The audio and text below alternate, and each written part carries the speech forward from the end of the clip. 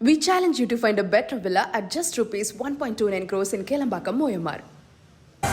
31வது தென்மாநில முதலமைச்சர்கள் மாநாடு தொடங்கி நடைபெற்று வரக்கூடிய நிலையில் இதில் தமிழ்நாட்டு முதலமைச்சர் ஜோசப் விஜய் பேசியது என்ன என்ற கேள்வி எழுந்திருக்கின்றன. இது பற்றிய விவரங்களை நம்முடைய செய்தியாளர் ஜெரி வழங்க நாம் கேட்கலாம். ஜெரி, இந்த மாநாட்டில் தமிழக முதலமைச்சர் என்னென்ன விஷயங்கள் குறித்து பேசியிருக்கிறாரு? மாநாடு தொடர்பான மேலும் விவரங்கள் என்ன ஜெரி?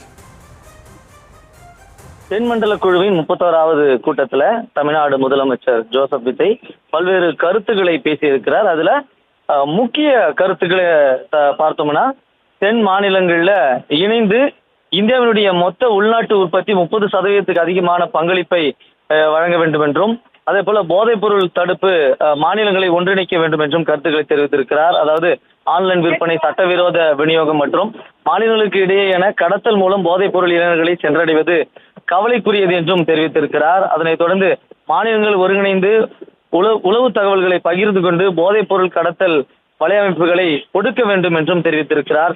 ட்ரக் ஃப்ரீ தமிழ்நாடு மட்டுமல்ல, ட்ரக் ஃப்ரீ சவுத் இந்தியா உருவாக்க வேண்டும் என்றும் முதலமைச்சர் வேண்டுகோள் வைத்திருக்கிறார். அதனைத் தொடர்ந்து தென் மாநிலங்களுக்கு ஒருங்கிணைந்த பொருளாதார மண்டலம் உருவாக்க வேண்டும் என்றும், அதாவது மாநில எல்லைகளை கடந்து பொதுவான தொழில் மற்றும் சரக்கு போக்குவரத்து மையங்கள் உருவாக்கப்பட வேண்டும் என்றும், உற்பத்தி மையங்கள்ல துறைமுகங்களை இணைக்கும் சரக்கு மற்றும் தொழில் வழித்தடங்களை உருவாக்கப்பட வேண்டும் என்றும், இதனால் ஏற்றுமதி போட்டித்திறன் மற்றும் வெளிநாட்டு முதலீடு அதிகரிக்கும் என்றும் குறிப்பிட்டிருக்கிறார். அதே போல கர்நாடகாவில பொம்மச்சந்திரா முதல் தமிழ்நாட்டின் ஓசூர் வரை பெங்களூரு மெட்ரோ நீடிக்கப்படுவதை விரைந்து செயல்படுத்த வேண்டும் என்றும் அறிவுறுத்தியிருக்கிறார்.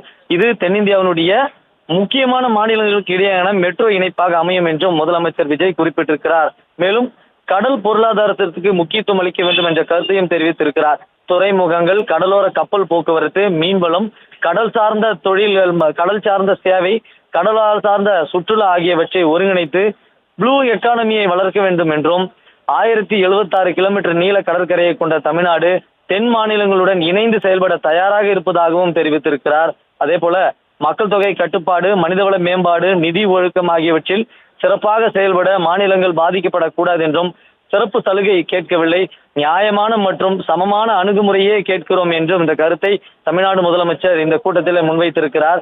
மாநிலங்கள்ல நிதி தன்னாட்சியை மதிக்க வேண்டும் எனவும் அறிவுறுத்தியிருக்கிறார். அதே போல ஜிஎஸ்டி அறிமுகத்திற்கு பிறகு மாநிலங்களிடம் நெகிழ்வான வருவாய் ஆதாரங்கள் குறைந்து விட்டதாகவும் குறிப்பிட்டிருக்கிறார். அதனை மாநில அரசுகளும் இணைந்து வரி விகித நிர்ணயத்தில் மாநிலங்களுக்கான நெகிழ்வுத்தன்மையை மீட்டெடுக்க வேண்டும் என்றும் தெரிவித்திருக்கிறார்.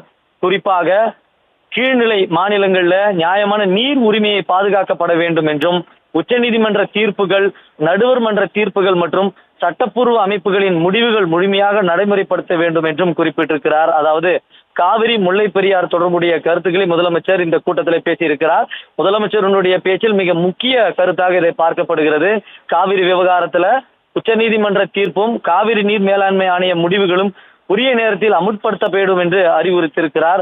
முல்லை பெரியாறு நீர்மட்டத்தை 152 அடியாக உயர்த்துவது தொடர்பான நீதிமன்ற வழிகாட்டுதலையும் முதலமைச்சர் இங்கே குறிப்பிட்டிருக்கிறார். அதிலும் மற்றொன்று மிக முக்கியமான தமிழ்நாடு கோரிக்கையாக நீட் தேர்வு கிராமப்புறம் மற்றும் சமூக பொருளாதார ரீதியாக பின்தங்கிய மாணவர்களுக்கு பெரிய பாதிப்பை ஏற்படுத்துவதாக தெரிவித்திருக்கிறார். அதே போல தமிழகத்துல MBBS, DDS, ஆயுஷ் மாநில ஒதுக்கீட்டு இடங்களை 12ஆம் வகுப்பு மதிப்பெண் அடிப்படையில நிரப்ப மத்திய அரசு அனுமதிக்க வேண்டும் என்றும் கோரிக்கை வைத்திருக்கிறார். தொகுதி மறுவரையறை தென் மாநிலங்களின் பிரதிநிதித்துவம் குறையக்கூடாது என்றும் குறிப்பிட்டிருக்கிறார். அதாவது மக்கள் தொகையை அடிப்படையாக கொண்டு தொகுதி மறுவரையறை செய்யப்பட்டால் தென் மாநிலங்களுடைய நாடாளுமன்ற பிரதிநிதித்துவம் குறையக்கூடும் என்ற கவலையை முன்வைத்திருக்கிறார். அதே போல மக்கள் தொகை கட்டுப்பாட்டின் சிறப்பாக செயல்பட்ட மாநிலங்களை அதற்காக தண்டிக்கும் வகையில பிரதிநிதித்துவம் குறையக்கூடாது என்றும் முதலமைச்சர் குறிப்பிட்டிருக்கிறார். நாடாளுமன்றத்துல எந்த மாநிலத்தின் பிரதிநிதித்துவ சதவிகிதமும் மக்கள் தொகை கட்டுப்பாட்டில் வெற்றி பெற்றதற்காக குறைக்கப்படாது என்ற தெளிவான சட்டப்பூர்வ உறுதியை மத்திய அரசு வழங்க வேண்டும் என தமிழ்நாடு முதலமைச்சர் அறிவித்திருக்கிறார். அதே போல மிக முக்கியமான குறிப்புகள்ல மக்கள் தொகையை கட்டுப்படுத்திய தென் மாநிலங்களுக்கு நாடாளுமன்ற பிரதிநிதித்துவ தண்டனை இருக்கக்கூடாது என்று முதலமைச்சர் இந்த கூட்டத்தில் அவருடைய உரையில் அறிவுறுத்தியிருக்கிறார். அதே போல தமிழகத்துல MBBS, BDS, ஆயுஷ் மாநில ஒதுக்கீடு இடங்களை 12ஆம் வகுப்பு மதிப்பெண் அடிப்படையில நிரப்ப அனுமதிக்க வேண்டும் என்றும் இதுல முதலமைச்சர் குறிப்பிட்டிருக்கிறார். We challenge you to find a better villa at just rupees 1.29 crores in Kelambakam, Moyamar.